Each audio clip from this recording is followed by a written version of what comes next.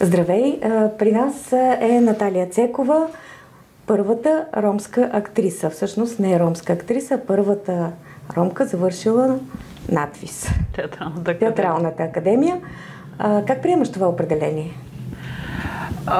Като факт, защото това е истината, и като нещо, което по един или друг начин ограничава възможността ми като професионалист така да упражнявам своята професия, защото аз ти споменах и преди това.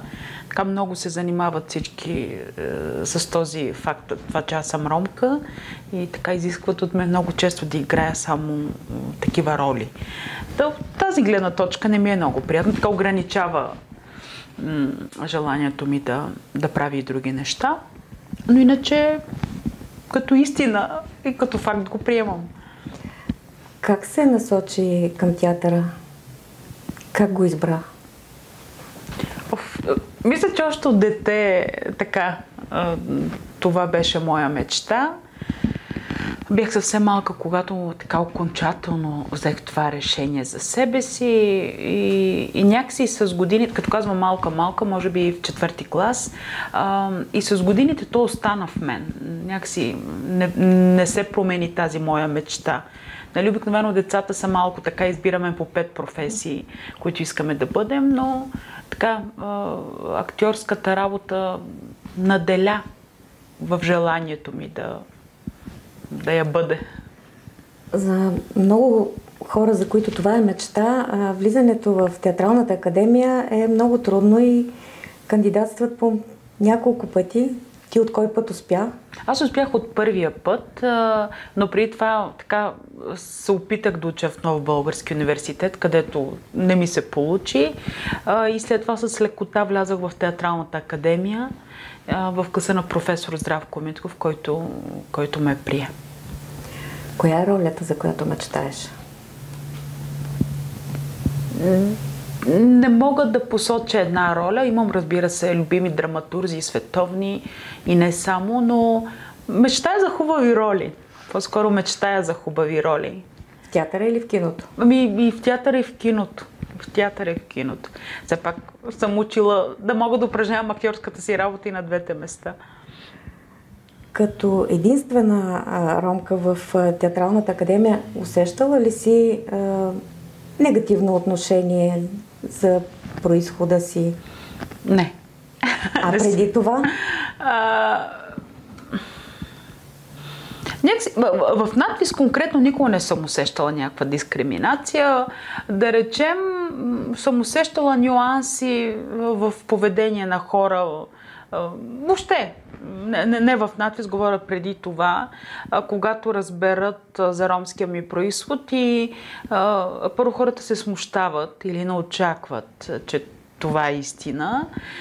И след това малко така чудят се как да реагират или как да продължат в разговора обикновено. Но не мога да кажа, че съм била обект на някаква дискриминация, така яростна и сигурно имала такава задкулисна, не знам, но така конкретно и явно никой не ме е нападал. А какво ти е мнението? Толерантни ли сме? Ами опитваме се. Според мен се опитваме, и модерните времена, които така навлизат в живота ни, също се опитват да променят тази наша така поизгубена черта. Опитваме се да бъдем толерантни, според мен. Така, обществото се старае недостатъчно, хайде така да кажа, но се опитваме, да. В отношение на ромите има една стигма, че те са неинтегрирани. Ти как смяташ? Ние правим тази рубрика, за да покажем другото лице на ромите и че това не е вярно, но просто не се вижда. Аз също мисля, че това не е вярно и че това не се вижда. Смея да твърдя, че общувам наистина с много роми и виждам развитието на тези хора. Въобще общността ми върви на добре и се опитва и се старае да се развива. Но липсата на приемане е огромният проблем на тези клишета, в които постоянно ни поставят. Мисля, че това е проблема от към неприемането на ромската общност. Иначе хората се развиват. Пълно е с млади хора, които учат, и не само в България, те учат и извън страната ни, деца, които учат езици, с разнородни професии, млади, модерни хора. Ти се занимаваш с смисъл, представи книгата на професор Кючуков и темата те вълнува, която е за Холокоста, спасението, спасените. Mm-hmm. Как реши да се включиш в представянето и съответно в спектакъл? Да. С няколко думички ни разкажи. Професор Кючуков преди години откри тези неразказани истории на жените, които са включени в тази книга. Ромки, които са спасявали ромски и еврейски деца и не само по време на Холокоста.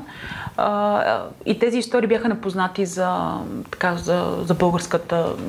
България, за българската действителност. И когато ме потърси, за да изговорим това, евентуално да се случи представление, стигнахме пък до Мария Касимова Муасе, която е драматург на историите, които тя направи за нас и за представлението Пораймос в 3 истории.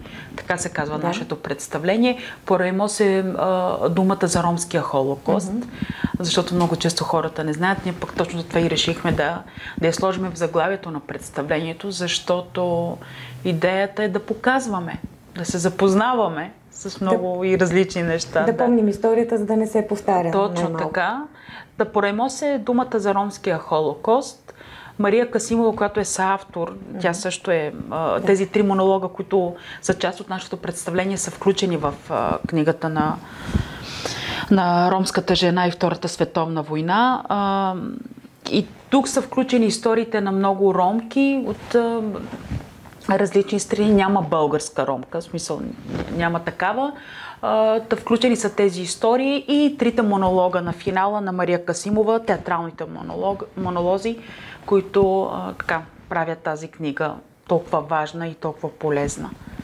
Ще ни прочетеш ли някой от монолози? Ами аз съм си подготвила да зачета много малко от монолога на Нонча, която всъщност е моята героиня, която представям в представлението. Помня, като стана войната, заварени в град Лвов, най-красивия град, който съм виждала. Бяхме си всички заедно и тата каза да не се страхуваме.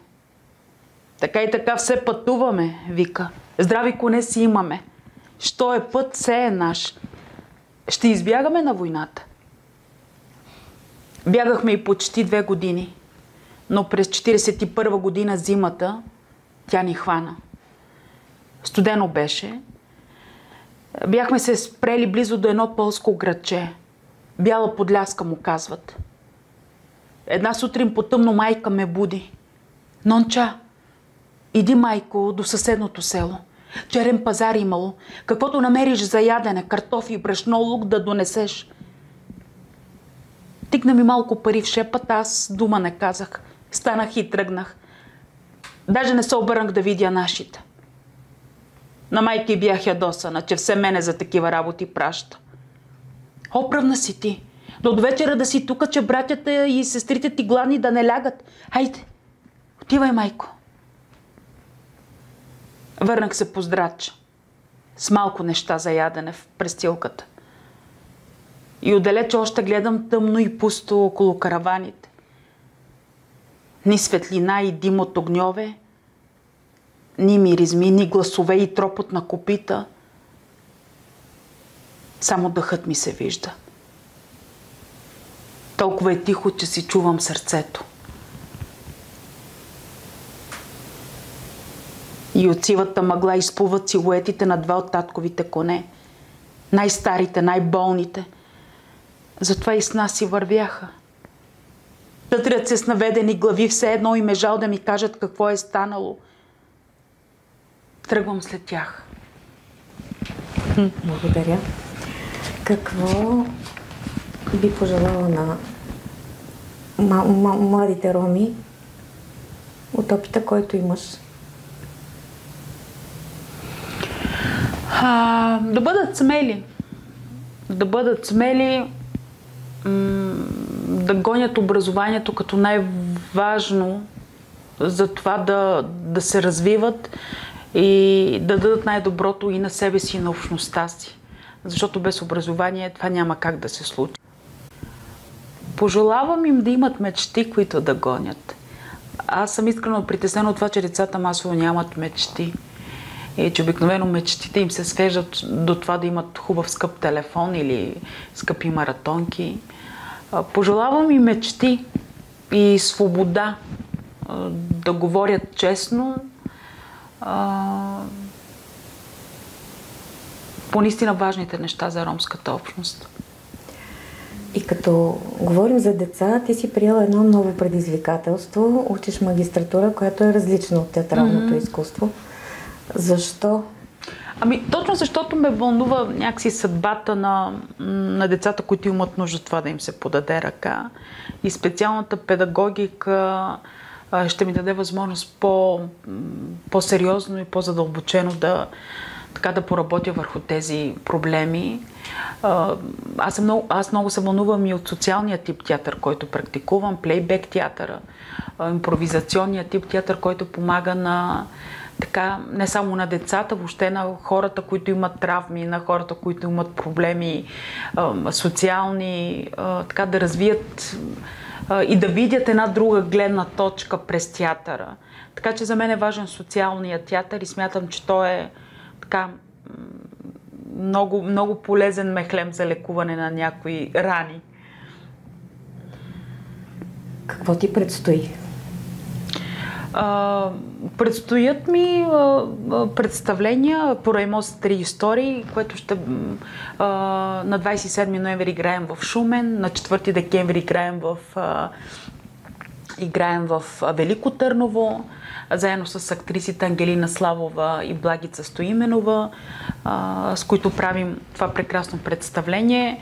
Благодарение на Национален фонд култура е реализирано то, а пък нашето турне е благодарение на Тръст за социална алтернатива, които помогнаха за това до повече хора в провинцията да достигне нашето представление. И една премиера на един прекрасен късометражен филм, който, доколкото знам, до година през март месец ще се появи.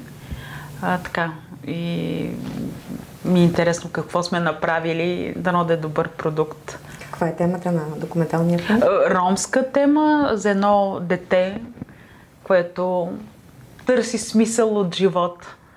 Доброта и духовност. Това е на нашето послание от епизода, който снимахме днес.